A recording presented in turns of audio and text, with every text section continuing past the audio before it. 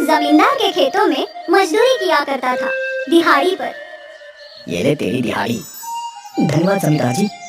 कौशिक तो अपने काम से खुश था, पर उसकी पत्नी सुरेखा खुश नहीं थी। कौशिक और सुरेखा की शादी को अभी 6 महीने ही बीते थे।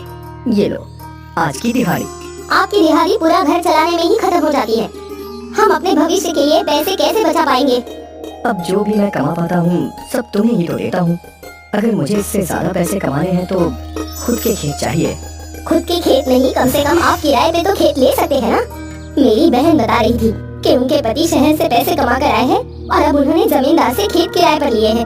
आप भी ऐसा ही कर सकते हैं ना। वैसे सुझाव बुरा तो नहीं है, गृहस्थी के लिए ये सब करना ही होगा।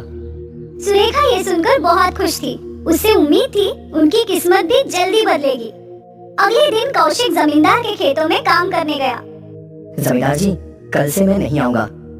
क्यों? मैं शहर जा रहा हूँ। अभी अभी शादी हुई है, घर चलाने के लिए ज्यादा पैसे चाहिए। शहर से मोटे पैसे कमा कर लौटूंगा और आपसे खेत किराए पर लेकर खुद ही फसल उगाऊंगा। इतने बड़े सपने मत देख कौशिक। शहर जाकर पैसा कमाना इतना आसान नहीं है। मैं जानता हूँ, पर मैं एक बार कोशिश करना चाहता हूँ। जैसी तेरी मर्जी। जमींदार को कौशिक की ये बात अच्छी नहीं लगी थी, पर उसने जाहिर नहीं होने दिया। अगले ही दिन कौशिक शहर के लिए निकल गया। शहर में उसे मजदूरी का काम मिल गया। यहाँ मेहनत आना भी ज्यादा था। रोज कौशिक 200 रुपए जमा कर पा रहा था।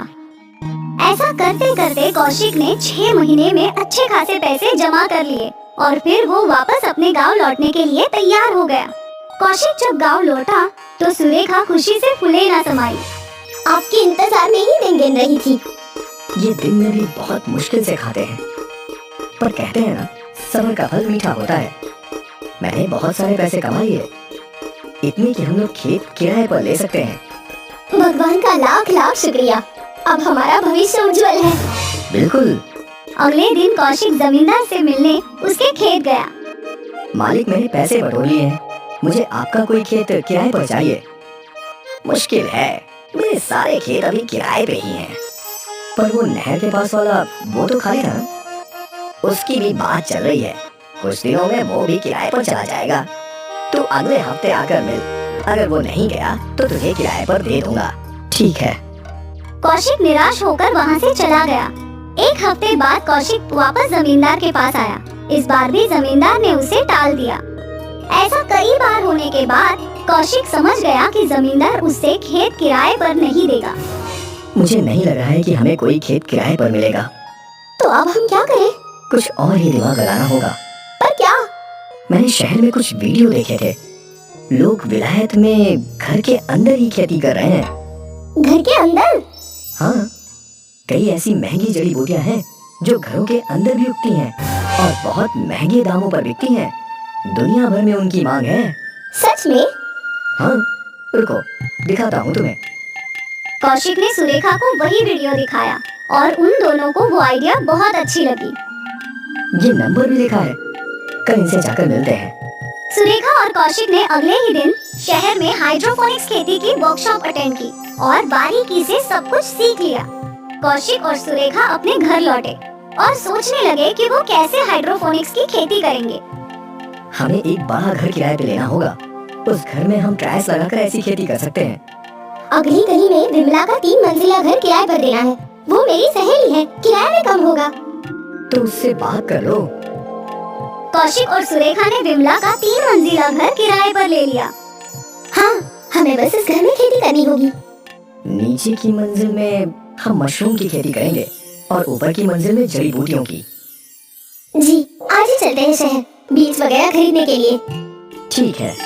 कौशिक और सुरेखा शहर के बाहर से बीज और बाकी सामग्री खरीद लाए और अपने 3 मंजिला घर में उन्होंने आधुनिक हाइड्रोपोनिक्स की खेती करना शुरू कर दिया। कुछ ही दिनों में उन्होंने बीज भी बो दिए। कभी सोचा नहीं था कि कभी हम ऐसी आधुनिक खेती भी करेंगे। बढ़ते हुए युग के साथ हमें भी नई नई चीजें सीखनी चाहिए, समझी सुरेखा?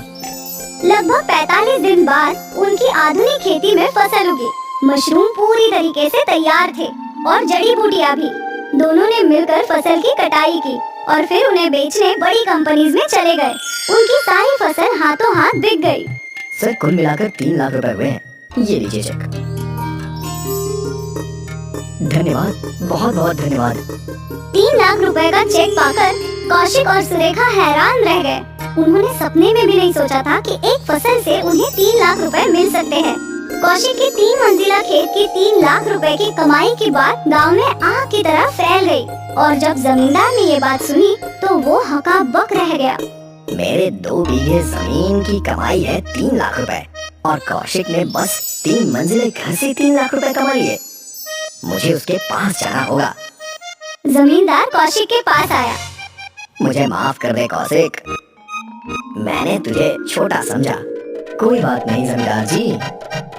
कौशिक ने जमींदार को माफ कर दिया और फिर जमींदार के साथ कई और गाँव वालों को ये आधुनिक खेती के बारे में समझाया। कौशिक चाहता था कि उसके साथ सारे गाँव वालों का भला हो और शायद इसी वजह से कौशिक की 3 मंजिला खेती मशहूर हो गई और अखबारों में भी उसकी तस्वीर आ गई। कौशिक की आधुनिक खेती ने न सिर्फ उसकी आमदनी बढ़ाई बल्कि उसे मशहूर भी बना दिया। बदलते युग के साथ हमें भी बदलना ही